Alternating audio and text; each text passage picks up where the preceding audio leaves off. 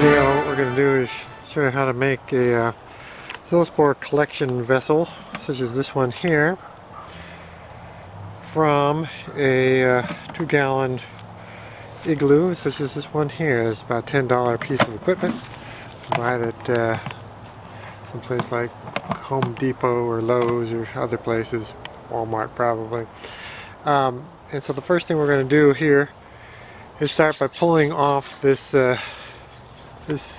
spigot here by unscrewing the parts that hold it together, simply taking that out of there.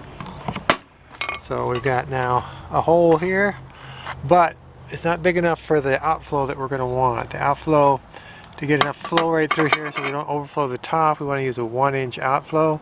So we're going to need to make that hole bigger so we can fit a 1-inch PVC fitting. What we're going to do is, there's a couple different ways we can make this hole. We're not going to use a hole saw. This one is some kind of multi-size hole saw. But basically we're going to find a hole saw that roughly matches the diameter of that fitting there. So we're going to start out with this hole saw and bore that hole out. Now the tricky thing is that there's no center on this, so we're going to have to use something stable like this drill press here to make that hole. So, alright, let's get this here ready.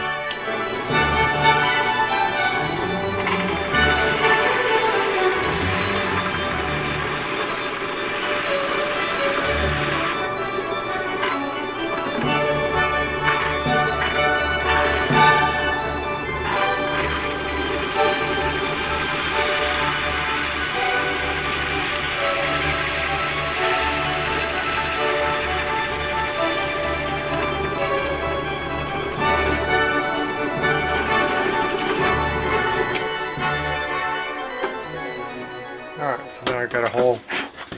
Looks like it's about the right size. Check that hole size here by inserting this, and we can see it's actually going to thread in kind of. Okay, if we don't have a drill motor, or drill press, we can always use a drill motor like this. If we're going to use this arrangement, we're going to need to stabilize this thing. We've got a bungee cord holding it. And we're going to need to throw some blocks inside, wedge them in tight, so we can actually do a pilot hole with the drill bit. Alright, so we're going to give this a rip.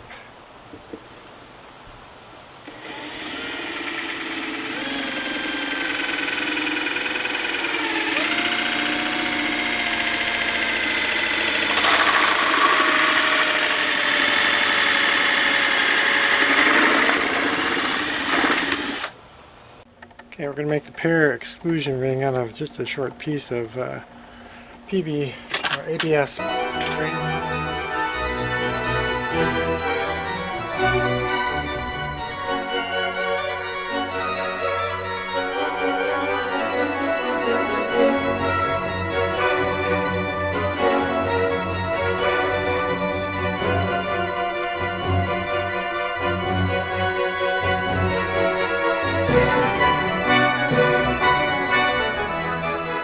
So once we've got this hole in the bucket of the right size, we just need these following items to finish making the whole arrangement. We need 3 elbows. This one has got a couple of holes cut into it. They go slightly at a downward angle.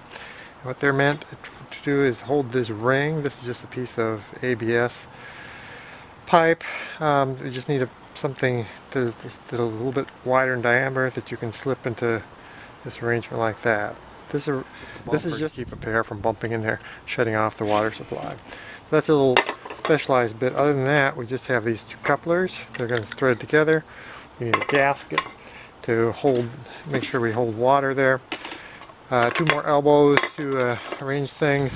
3 short couplers and 1 long coupler. This one is going to take us up to the upper part of the drain area there. So it's going to end up with a elbow on either end of it.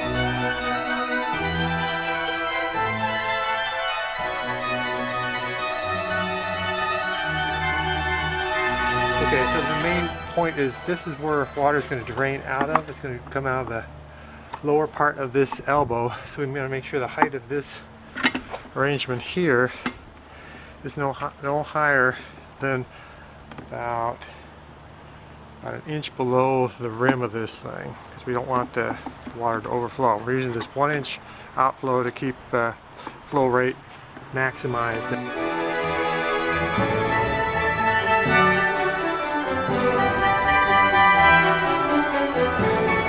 Check that, the elevation there, we check it here, you'll see it's going to come in right around there, which is perfectly good. We can throw a little coupling on the end there just to eject the water a little further away from the device. And that is now ready to go. Okay, we can check this for leak.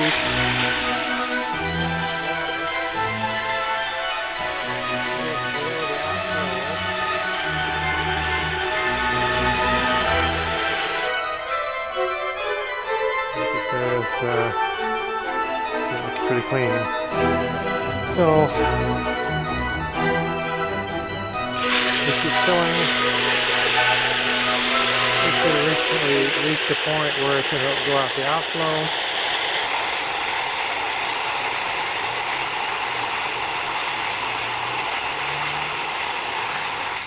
And our objective on the outflow is to have a flow rate that matches whatever the inflow is.